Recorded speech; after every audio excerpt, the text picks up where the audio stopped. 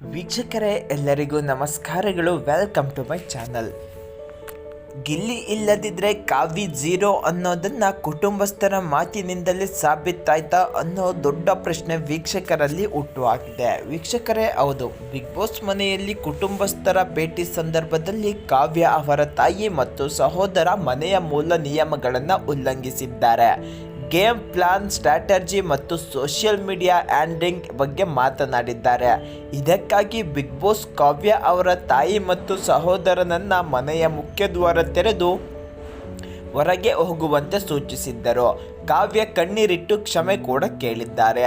Matter ಇದಲ್ಲ, ಇದರಲ್ಲಿ ಮುಖ್ಯವಾದ ಅಂಶವೆಂದರೆ ಕಾವ್ಯ ಅವರ ತಾಯಿ ಮತ್ತು ಸಹೋದರ ಗಿಲ್ಲಿಯ ಬಗ್ಗೆ ಮಾತನಾಡಿದ್ದು. ಹೌದು, ಎಲ್ಲ ಚೆನ್ನಾಗಿದೆ, ಹೋಗ್ತಿದೆ, ಏನೋ ತಲೆ ಕೆಡಿಸಿಕೊಳ್ಳಬೇಡ. ನಿನ್ನ ಹಾಗೂ ಗಿಲ್ಲಿ ಫ್ರೆಂಡ್ಶಿಪ್ ನೆಕ್ಸ್ಟ್ ಲೆವೆಲ್.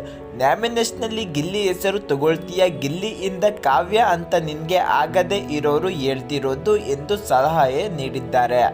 ಇದು ಕಾವ್ಯ ಅವರ ಆಟ ಗಿಲ್ಲಿ ಮೇಲೆ ಅವಲಂಬಿತವಾಗಿದೆ. ಅವರ ತಾಯಿಯೇ ಗಿಲ್ಲಿಯನ್ನು ಬಿಟ್ಟು ಕೊಡಬೇಡ ಎಂದು ಹೇಳಿದ್ದು ಕಾವ್ಯನ ಸ್ವತಂತ್ರ ಆಟದ ಕೊರತೆಯನ್ನು ಎತ್ತಿ ತೋರಿಸುತ್ತಿದೆ ಎಂದು ವೀಕ್ಷಕರು ತಮ್ಮ ಅಭಿಪ್ರಾಯವನ್ನು ವ್ಯಕ್ತಪಡಿಸಿದ್ದಾರೆ. ಬಿಗ್ ಬಾಸ್ ಕನ್ನಡ 12ರಲ್ಲಿ ಕಾವ್ಯ ಶೈವ ಮತ್ತು ಗಿಲ್ಲಿ ನಟನ ಫ್ರೆಂಡ್ಶಿಪ್ ಮತ್ತೊಂದು ಹೈಲೈಟ್ ಅಂದರೆ ಅದರಲ್ಲಿ ಎರಡು ಮಾತಿಲ್ಲ. ಜಂಟಿಯಾಗಿ ದೊಡ್ಡಮನೆಗೆ ಎಂಟ್ರಿ ಕೊಟ್ಟ ಕಾವ್ಯ ಹಾಗೂ ಗಿಲ್ಲಿ ಟಾಮ್ ಆ್ಯಂಡ್ ಜೆರಿಯಂತೆ ಕಿತ್ತಾಡಿಕೊಳ್ಳುತ್ತಾರೆ. ಗಿಲ್ಲಿಯಂತೂ ಕಾವು ಕಾವು ಅಂತ ಕಾವ್ಯರನ್ನು ರೇಗಿಸುತ್ತಾರೆ. ಇದೇ ಕೆಲ ಸ್ಪರ್ಧಿಗಳಿಗೆ ಇಷ್ಟ ಆಗದೆ ಗಿಲ್ಲಿ ಏನು ಅಂದರೂ ಕಾವ್ಯ ಸುಮ್ಮನೆ ಇರುತ್ತಾರೆ. ಗಿಲ್ಲಿಯಿಂದ ಕಾವ್ಯ ಇಲ್ಲದಿದ್ದರೆ ಕಾವ್ಯ ಝೀರೋ, ಗಿಲ್ಲಿ ಕಾವ್ಯಗೆ ಮಾತ್ರ ರೆಸ್ಪೆಕ್ಟ್ ಕೊಡ್ತಾರೆ ಎಂದೆಲ್ಲ ಹಾಗಾಗಿ ನಾಮಿನೇಷನ್ಗೆ ಮನೆ ಮಂದಿ ಕಾರಣಗಳನ್ನು ಕೊಡ್ತಿದ್ದಾರೆ. ಆದರೆ ಗಿಲ್ಲಿ ವರ್ತನೆಯಲ್ಲಿ ಕೊಂಚವೂ ಬದಲಾವಣೆಯಾಗಲಿಲ್ಲ. ಇನ್ನು ಕಾವ್ಯ ಶೈವ ಕೂಡ ಕಾವು ಅಂತಲೇ ಕರಿಬೇಡ, ನನಗೆ ಇರಿಟೇಟ್ ಆಗುತ್ತೆ ಅಂತ ಹೇಳ್ತಿದ್ರು.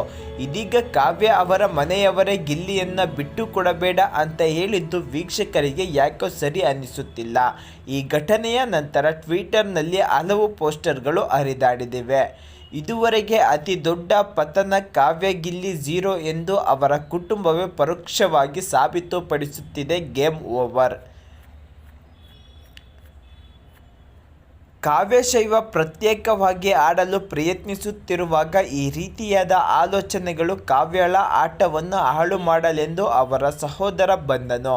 ಮೂರ್ಖರಿಂದ ಮೂರಿದ ನಿಯಮಗಳು ತುಂಬ ಮಾಹಿತಿಯ ಆಟಕ್ಕೆ ಹಾನಿ ಮಾಡಬಹುದು. ಗಿಲ್ಲಿ ಸ್ವತಃ ನಿಲುವು ತೆಗೆದುಕೊಂಡರು.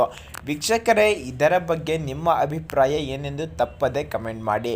ಕಾವ್ಯ ಗಿಲ್ಲಿ ಇಲ್ಲ ಅಂದರೆ ಝೀರೋನಾ ಎಂಬ ದೊಡ್ಡ ಪ್ರಶ್ನೆಗೆ ನಿಮ್ಮ ಉತ್ತರ ಕಮೆಂಟ್ ಮೂಲಕ ಕಮೆಂಟ್ ಮಾಡಿ. ಎಲ್ಲರಿಗೂ ಧನ್ಯವಾದಗಳು ವೀಕ್ಷಕರೇ.